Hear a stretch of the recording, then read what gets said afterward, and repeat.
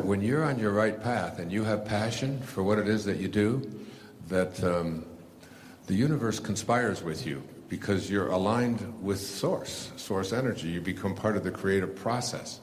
And the creative process is God consciousness. And when you're in God consciousness, the universe will just send you the right people. And I mean, that isn't like something that you can just sort of bank on, except that after a while you do. And you just sort of get a knowing, and you have an awareness that I'm on the right path, and this is what I'm doing, and my heart tells me this is my calling. I wrote a book recently called Inspiration, Your Ultimate Calling. Inspiration, it breaks down to in spirit. Your calling is a spiritual calling. And when you feel that, and you feel called by it, then, you know, there's that old saying that when the student is ready, the teachers will appear. The teachers are everywhere. They might be sitting right next to you. It might be this room. That might be this little talk that I'm giving to you here this morning.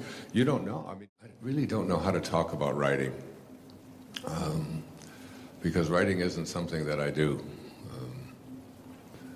Writing is something that I am. And the words I am, if you come to my talk tonight, I'm sure many of you will be there, the words I am are really the name of God. God's words to Moses when he asked, what is your name? He said, my name is I am that I am. So every time you use the words I am, you're using the name of God. And writing and who I am, and it's a spiritual thing for me. But Reed asked me to speak to you about the earlier days of writing. I wrote my first book when I was 16. It was terrible. It was called The Anomalous Compatriot. Most of us don't even know what the word means. And when I was in the service, I was in the Navy for 4 years. I wrote about 600 or 700 essays about everything that I could, everything that I could think about. I was almost court-martialed when I was in the Navy and threatened because I was on Guam, and they had a policy in the Navy that if you were a civilian there on Guam, you could shop in the Navy exchanges where the prices were seriously reduced. But if you were Guamanian, which meant that you had brown skin, you weren't allowed. This was 1961. And the Guam Daily News invited an invitation to speak your mind, it was called, on the back page of the paper, and they had a contest, and the first prize was $75. So I entered the contest and won it, which I knew I would. And they published my picture in the Guam Daily News back in 1961, and the commander of the naval forces in the Marianas Islands threatened me with a court-martial because I had violated the chain of command. I hadn't gotten permission to say something about the Navy policy without going through the chain. Well, if I had gone through the chain, I wouldn't have been able to publish it, and we wouldn't be able to get the policy changed. So Joseph Heller wrote a whole book about that called Catch-22. So they called me in and they threatened to have me court-martialed. And that's when I just took my writing, and I wrote a letter to President Kennedy. I wrote a letter to the Detroit Free Press. I wrote a letter to the Detroit News, and showed him the letters. I hadn't sent them, and said, this is going to be, this, because President Kennedy was very big on civil rights and changing things. He was the first president to really, he and his brother, Bobby Kennedy, whose son I was just with up in Rhinebeck last week, were very instrumental in changing a lot of it. I mean, when I was in the Navy, the Navy was segregated. Basically, the black sailors were stewards, and even the ones that were doing the kind of work that I was doing had separate quarters. I walked into a restaurant in Maryland, and I had with my friend Ray Dudley, Rayford Secundus Dudley, who was from Chicago. We were both in the uniform of the United States Navy in Maryland, Havre de Grace, Maryland. And we were not allowed to eat there because Ray was black. That's not very long ago. I wrote a letter about that to the Chief of Naval Operations, and sort of used my writing as a way of expressing who I am. And having, and we got the policy changed. They saw that I really meant who I was, and I was just a young 21-year-old second-class petty officer in the Navy. But before I left there in June of 1961, they had changed that policy. And they withdrew any charges and gave me an early discharge, which was the nicest thing I could have ever had.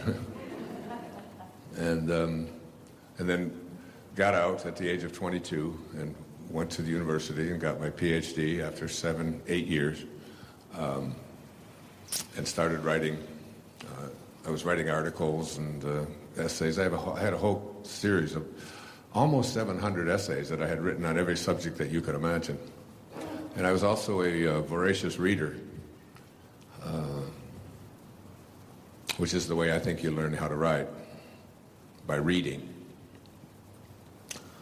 Listen to Herman Melville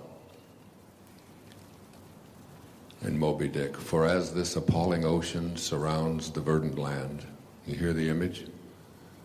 So in the soul of man lies one insular Tahiti, full of peace and joy, but encompassed by all of the horrors of the half-lived life.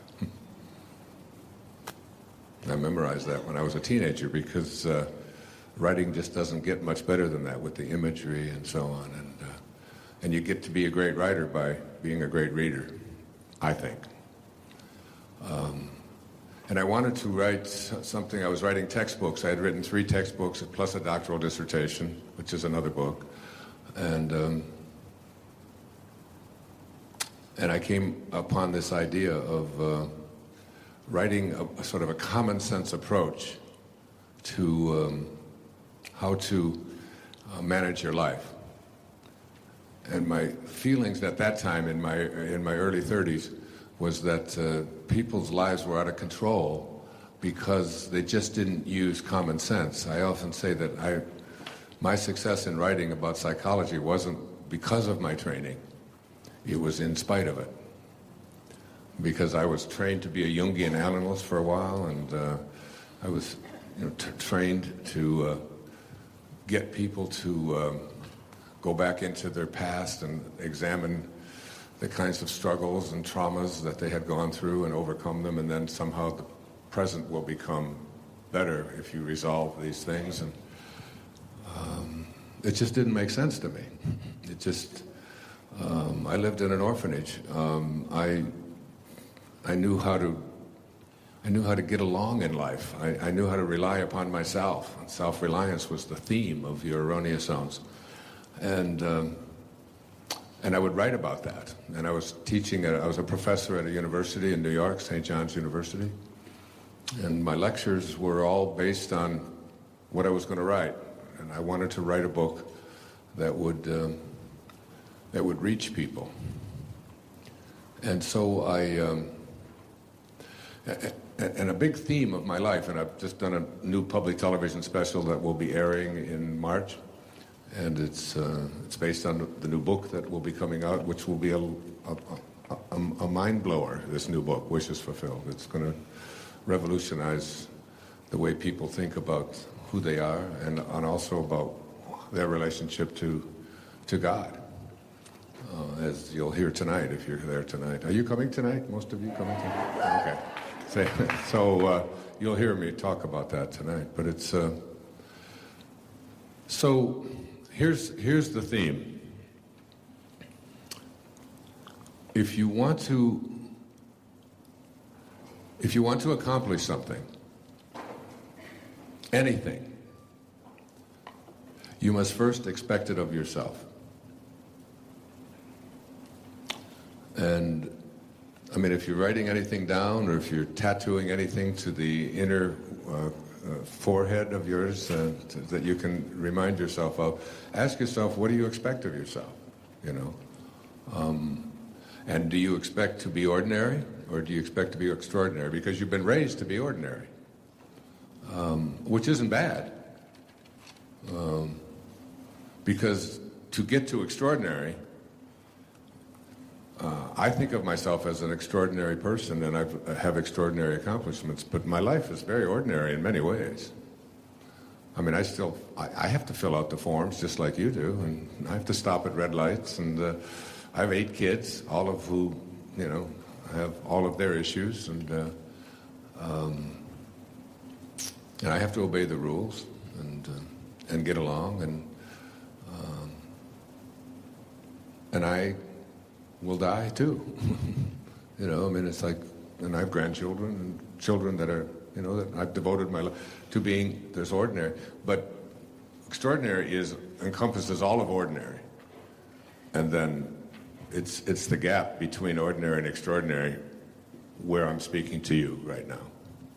It's saying, okay, I have filled out the forms, and I've taken care of business, and I've taken care of my family, and I've filled out all of the things that I'm supposed to do, and I'm a good person, a good citizen, and but it's just not enough. Not if you're coming from and I assume that, you know, you wouldn't sign up for something like this, spend the money. Do you pay for this? Do you actually pay to hear Reed? That hard to believe. Maybe you're beyond help. I don't know.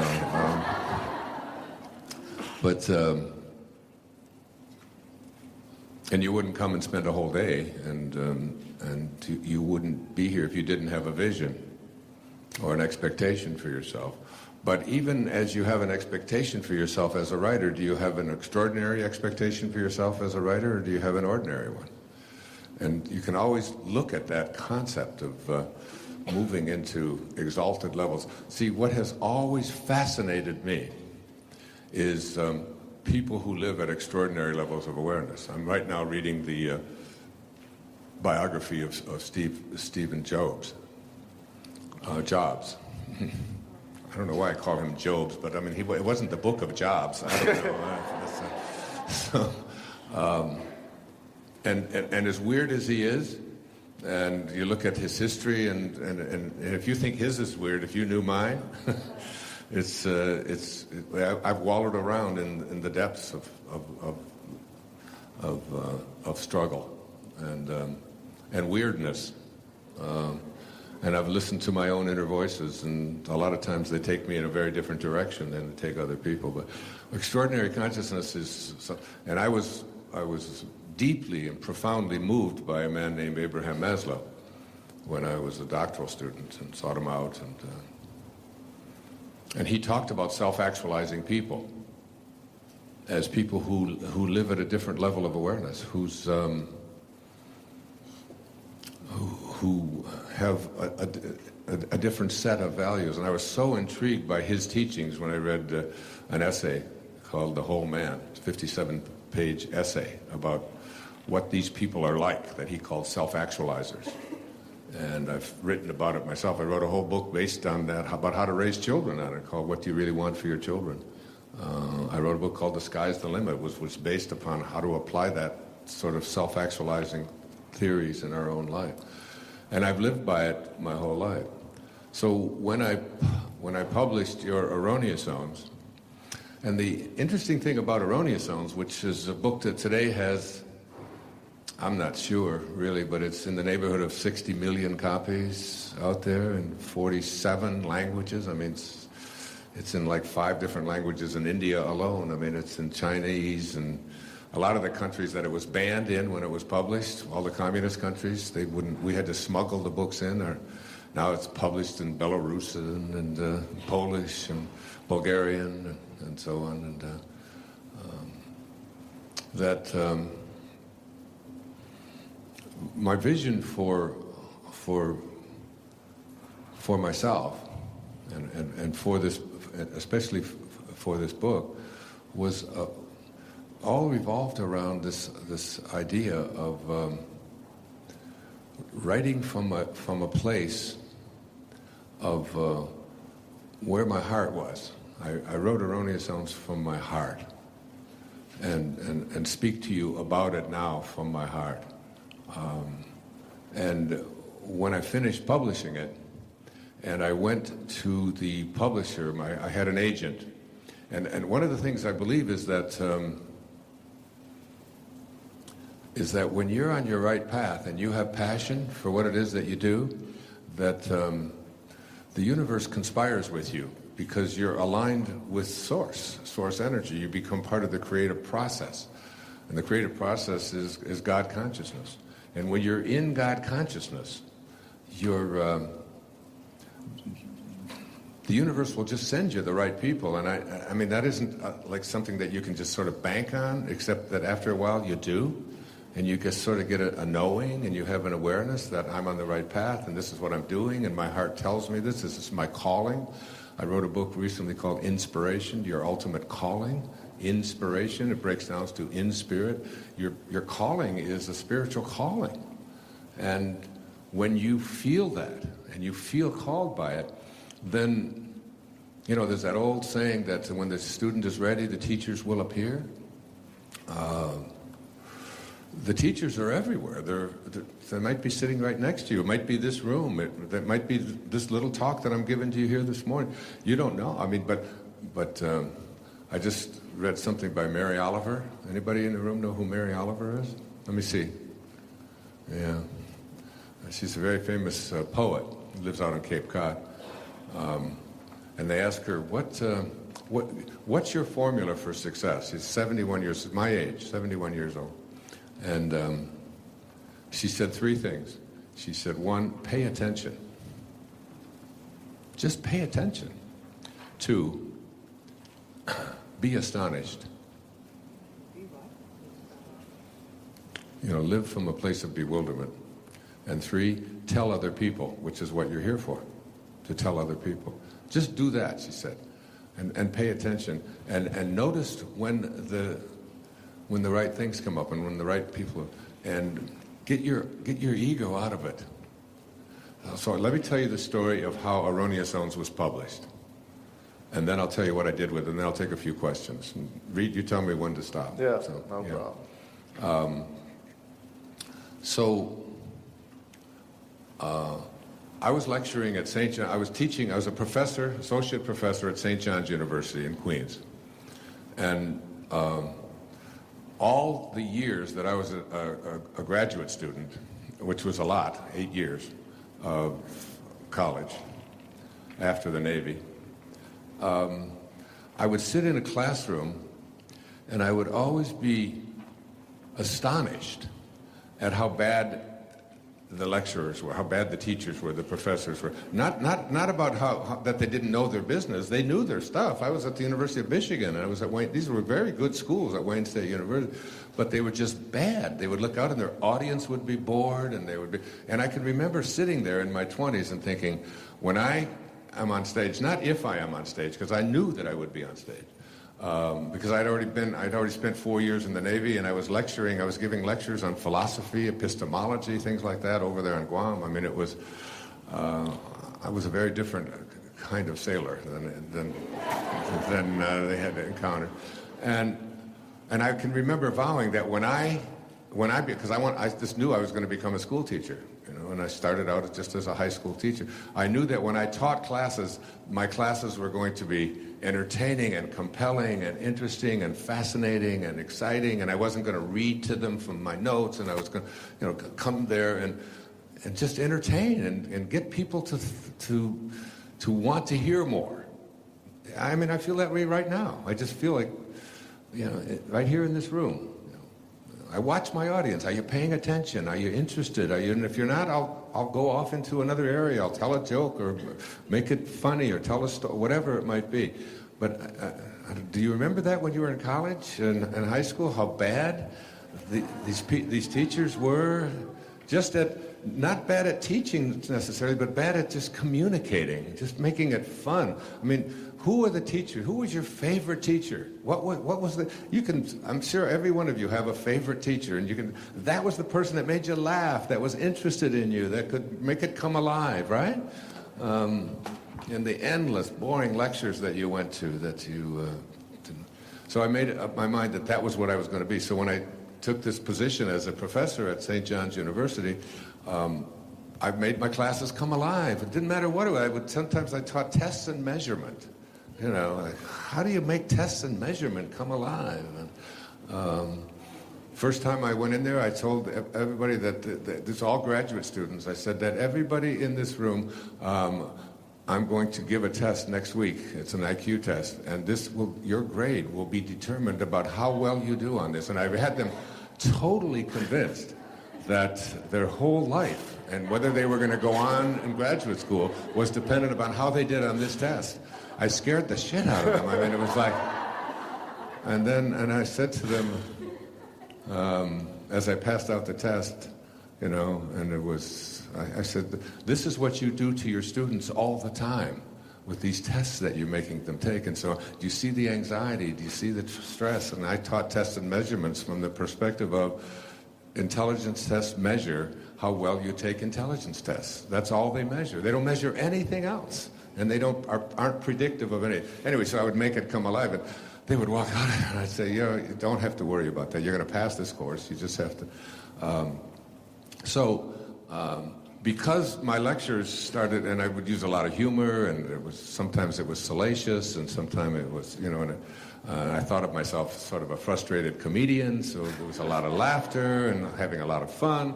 And before you know it, people would say, you got to come to this guy Dyer, come to his class. And I actually had the dean come to me and complain that all of the parking places at the university were being taken up by non-students who were coming to your class, because I would have 40 students in my class and there'd be like 100 people there, or sometimes 200-300 people there, because it was just like an event. I would make 2.5 hours of just fun, and I recorded everything, and it was all my preparation for your erroneous sounds. I would do a week on guilt. I'd do a whole lecture on guilt, and I would do one on fear of the unknown, and all the things that became your erroneous zones. And there was a woman in the class who encouraged me to come out to a place at the Educational Assistance Center in Port Washington, New York, and to give a lecture there on Monday night. I had Monday nights free. And so I had people come out. They signed up for $20 for 4 lectures. $4 or $5 lectures, Monday night for 2 hours. I recorded everything, all right? And in that, one of those classes, so after 4 weeks, the class, I said, how many would like to extend it for 4 weeks?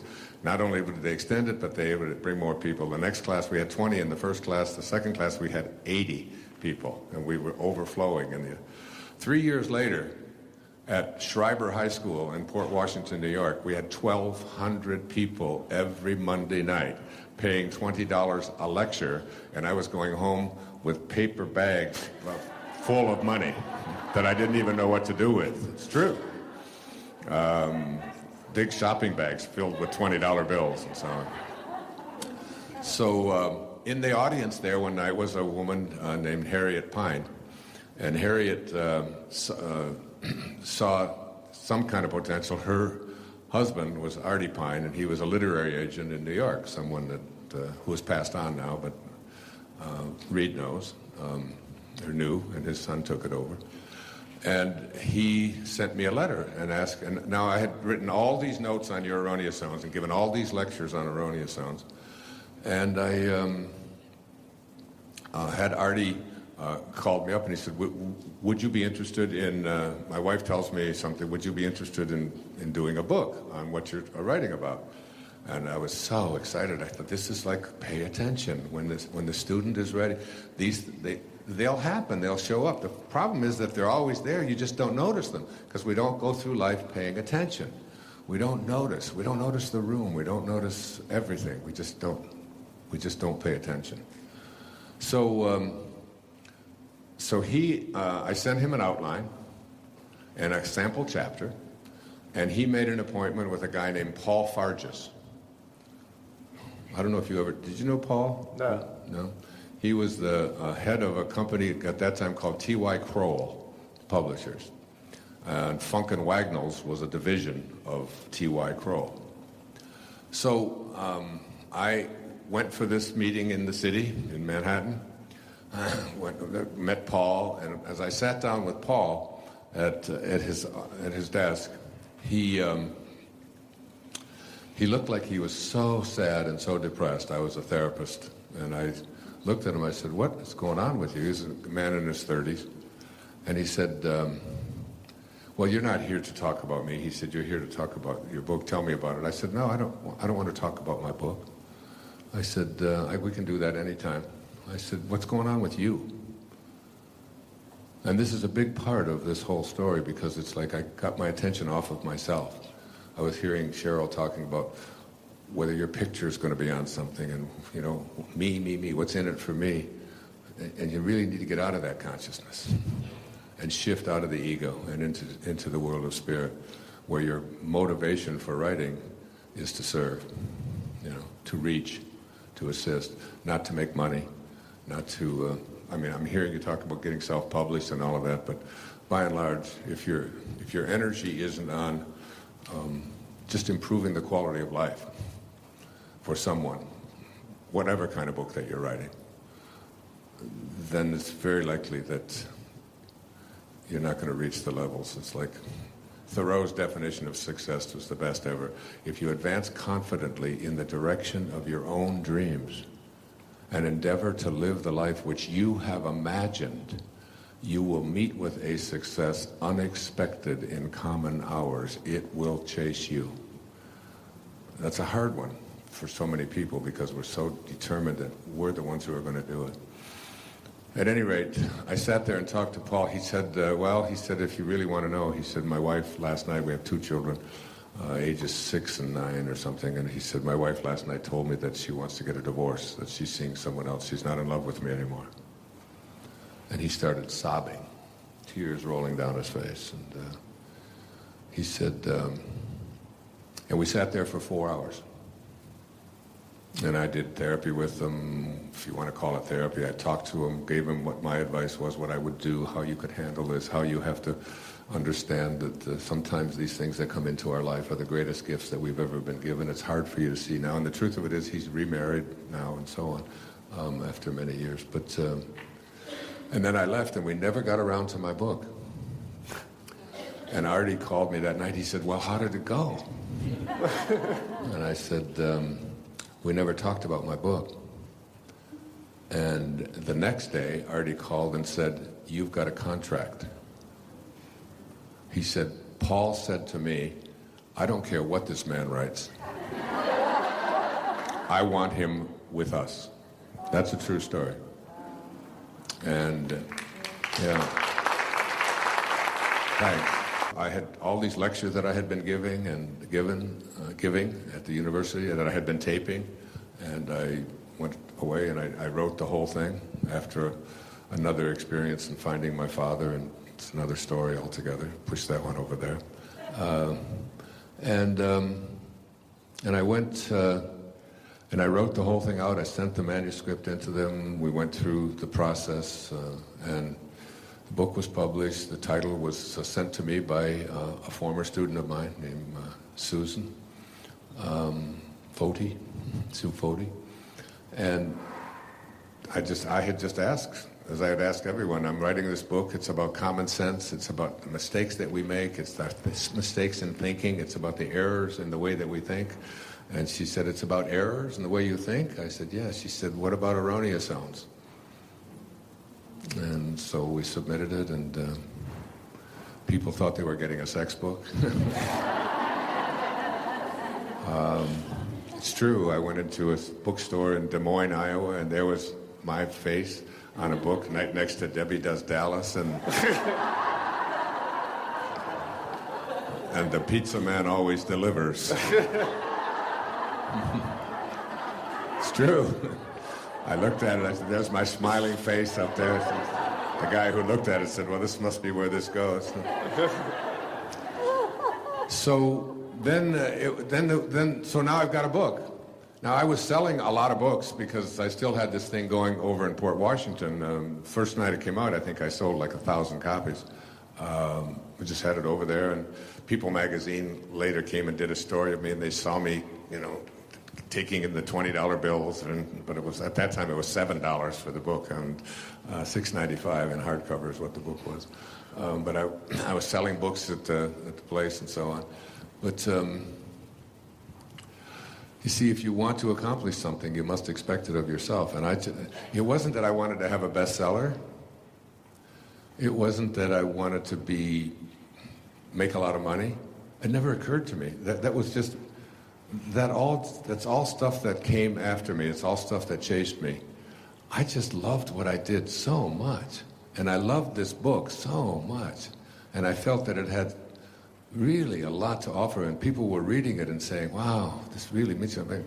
I find out now that about something like 800 universities and community colleges were using your erroneous zones, and still do, as textbooks in their classes and so on. And people are touched by that book, and it's just, all it is a book about common sense and how not to allow other people's opinions to rule your life, and how to live in the present and not be filled with guilt, and how to love yourself, and how to get rid of jealousy and anger and fear and worry and stuff that people just are so immobilized by. And I just boiled it all down to it's just a mistake in the way you think.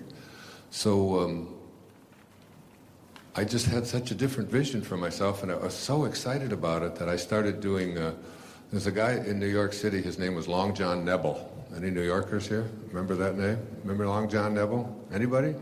No? You do back there? People way in the back were so old that he was married to Candy Jones, who also had written a book on... anyway, he had a radio station and a radio show on WMCA, I think it is, a big, and WOR, and he was on all night long, from midnight till... And he had prostate cancer. And he had to sit on one of those like inner tube things because he had had surgery and so on. And he would have me come in, and I would sit there and talk to him, but he had to get up and walk around, and he would leave. Sometimes he'd leave for like a whole hour and just walk around. Literally, he would, and I would just do the show, because very few commercials late at night on that.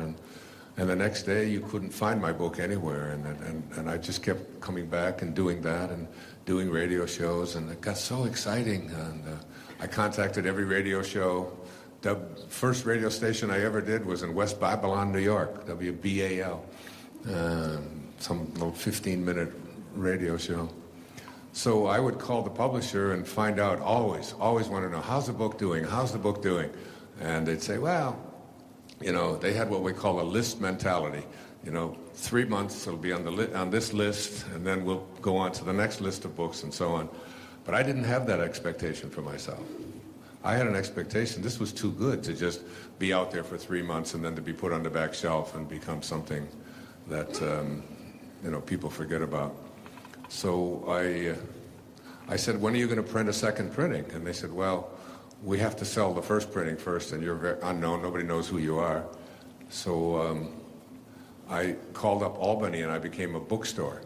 Albany is the state capital of New York, and I gave them a little license number and paid $10, I think, and got a license to be a business, a Wayne Dyer bookstore, and I ordered all the rest of the first printing. I did. And I had them shipped to the garage in the house that I was living out in West Babylon at that time. And then, I called them up, and the guy's name was Lou. And Lou, I said, so just check on how the first printing is doing. He said, look, you were just called last week. I said, yeah, but maybe and he said, all right, okay. And he called, he said, holy shit. I said, this book is selling. He said, we're going to have to do a second printing. I said, okay. So they did a second printing. First printing, I think, was 2,500 books. Second printing, I think, was like 3,500 books. And I ordered those too. I bought those up as well. All 3,500. And then I ordered the third printing, and I bought those up. So I had about 9,000 or 10,000 books in the garage. I did. And I was selling them at the high school where I was teaching, and I was doing a few talks around Long Island and so on. And then I decided, in 1976 when my daughter Tracy, who you'll see tonight, she was 9 years old. And so I talked to her and I said, we're going across the country. And because I had a publicist that I hired, her name was Donna Gould, and I said to Donna, you know, my publisher tells me, Lou tells me, and Artie tells me that the only way to reach everybody in the country is to get on Phil Donahue. And if you can't get on Phil Donahue's show, then you've got to get on The Tonight Show. And if you can't get on The Tonight Show, you've got to, you know, do the Mike Douglas show. And if you can't get Mike Douglas, you know, there was all these different shows that were on there. And that's the only way you can reach everybody. At that time, those were the only syndicated shows. And I said, well, Donna would call them and call them and call them, send them books. And finally, they just said, look, we don't even want to hear the name Wayne Dyer again. So I just made the decision that there's another way to reach everybody in America. It takes a little longer. It's not quite as easy as going on Oprah, as Cheryl did. So I packed all of these books in my car and began to distribute them myself. And I would go I couldn't get in on any markets in the large cities, but if you go to a small city, like instead of going to Cincinnati, you could go to Columbus. And in Columbus, they'll put you on the radio if you've got a new avocado dip. You know, it's like, they got to, and I literally would go and find out. There was Little Professor. Do they still have Little Professor bookstores? No. No? Well, they did at that time. And I would go to the Little Professor bookstore, and I would go in, it's absolutely true, and I would ask them if they would put my book in their stores and on consignment. And if you sell them, you can pay for them. If you don't, just ship them back, and I'll pay the cost. And then I would have my wife at the time. And she would call. She was really good at different accents. And when I was on the radio, she would call these bookstores using the accent. When I think about what I did now, it's like, I don't know if this is even legal. But she would do it in a Swedish accent, and then she'd do it in a German accent, and then she'd do it in a French. She spoke French. She spoke like 5 languages. And she would call these different bookstores. Aronius, some kind of zones. This man's talking. What is this book? I must have this book. And then the next day, I would go back to all of these bookstores. There were like 4 or 5 of them, and Columbus was one of the cities I did this in. And I'd say, how are you doing? And they'd say, oh my God, we've had so many calls. Can you leave us some more books? It's a true story. And they would be getting calls as well. And then I would move on to the next city and to the next city. And then we went all the way across the country. We spent like 4 or 5 months going across the country. And then a friend of mine named Howard, who's now a friend of mine, named Howard Papish, was in New York, and he had heard on one of the radio shows that I was doing in New York, because I was on the radio every day. I would book myself on all of these. You know, New York City has so many radio stations, and each little community has a radio station, and I would go on there any opportunity that I had to talk about it, and I never thought about selling books. I mean, it wasn't like I'm going to make money and all that. I just really wanted people. I don't know. I was just basking in the fun and the joy of how exciting all of this was. I met this little short, heavy-set black woman in Baltimore. Named Oprah Winfrey, who was 22 years old, I think, doing a show called People Are Talking. And she just took a liking to me, and I did her show in Baltimore every time they had a ratings period. February, she would call, and this is my favorite author in the world, and and she would invite me to come over and have dinner with her, and it was like it was a very interesting time. But I'll just tell you this one story, and then we'll take a few questions. So Howard called me, and he was at a party out on Long Island. What's that Tony place out on Long Island, the real fancy? The Hamptons, yeah. He was at some kind of a party out there at the Hamptons. And somebody there at the party was talking about this book with a weird title called Your Erroneous Zones, and they gave it to him. They handed it to him. And they said to him, read this book. And someone else had handed him another book. And so he had these 2 books, and he got on a plane to fly, and he was the talent coordinator for The Tonight Show. And so he got on the plane, and he had to decide between reading this one that woman was raving about and another book. It was a book about being hit by lightning, I think, and having your guts ripped out of you. So I think Cheryl Richardson wrote it, I think. I don't know. Anyway, so he picked erroneous sounds. When you advance confidently in the direction of your own dreams, when you have an expectation for yourself. So he read, all the way out to Los Angeles, he read this book, and he's a gay man who has come out since then, but he was married at the time to a woman, and he was like in deep struggle with this whole thing about. It's interesting because I just saw the most fabulous movie that was made in 2004. I bought it just yesterday. I want to see it again and again. It's called De Lovely. If you haven't seen it, watch it. It's the story of Cole Porter, who was a gay man in a marriage. And it just hit me that it was such a beautiful, beautiful film, and some of the greatest music ever written by this man in his turmoil. But anyway, so Howard read the book, and he was so taken by it that he went to Johnny Carson. Now, I had had no national publicity at all. I had only been doing these local shows in all the different. Instead of going to Seattle, I would go to Tacoma, and in Tacoma, somebody would know somebody in Seattle, and my daughter and I and my wife, and we spent months and months and months just on the road, distributing books, having them shipped, and so on. Then Howard reads the manuscript, goes to Johnny Carson and said, "This guy, he's just really got something here. Would you be interested in having him on the show?" With Freddie DeCordova, who was the producer of the show. And they said, "Well, have him come out and we'll do a pre-interview with him." So they flew me out there on a Wednesday, and I flew out. By this time I was back in Michigan, and they called. Howard called me and said, "We'll fly you out there if you'd like to do a pre-interview." So I went in there and I did the pre-interview, and then I flew back. And the next day, they called me and they said, "Johnny said that he would like to have you. He'll have you on the show." And this is the biggest break there ever was, you know. So I went out there, and instead of being on with Johnny, I was on a Monday night, the following Monday night, I was on with a guy named Shecky Green, who's a Las Vegas comedian. And Shecky and I got on the show, and we just hit it off. I was kibitzing with him, having fun with him, you know. We did a little arm wrestling thing, and we were talking. It was just, he's a very funny, funny man. And at that time, Johnny didn't really host the show. He didn't do the show on Monday or Tuesday. He was only doing it 3 days a week. So Shecky just loved it, and we did 2 segments and promoted the book, and I was so excited. Told everybody I'm going to be on the Tonight Show. This is going to be great.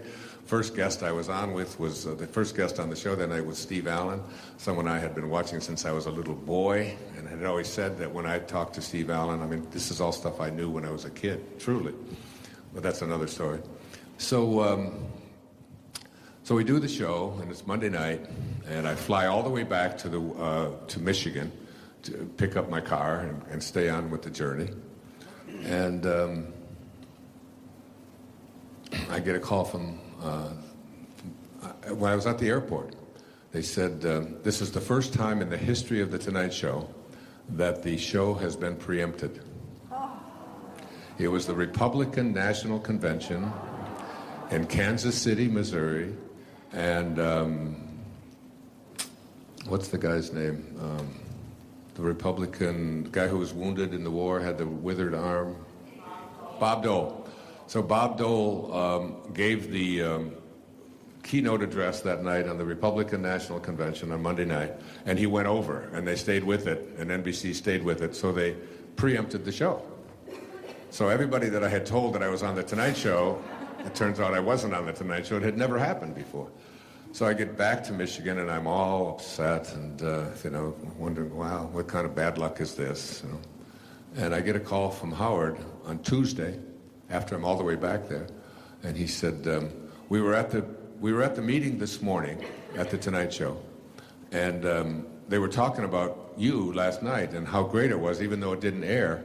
And Johnny said, if he's that good, I'd like to have him on before that show re-airs, whenever it re-airs. So Howard said, do you think you could fly back out to Los Angeles? This was the next day. And I said, no, I'm very, very busy. My screen doors have to be cleaned, so I was on a plane, and I flew back to Los Angeles on Tuesday, and I was on the Tonight Show that night with Johnny Carson on Wednesday night. Well, Johnny ran over that night, as he often did. This is when the Tonight Show was 90 minutes long. And there was an author spot at that time. So Johnny ran over, and we only had about 4 or 5 minutes, but it's still national television. First time I was on, the book went flying. But Johnny said to me on the show, as the show ended, he said, I'm really sorry, and I don't like to do this, and this is your first time out here. He said, would you be willing to stay over and do the show on Friday? And I'll have you on again. And I said, my daughter's got a soccer game. I said, of course. So I stayed over Thursday. They put me up at the Beverly Hills Hotel. I stayed over. I did the show again Friday with Johnny. Now it was on Wednesday. I'd never had a national show. I'd just been out there advancing confidently in the direction of doing what I loved. And now I had 2 Tonight Show appearances in 3 days.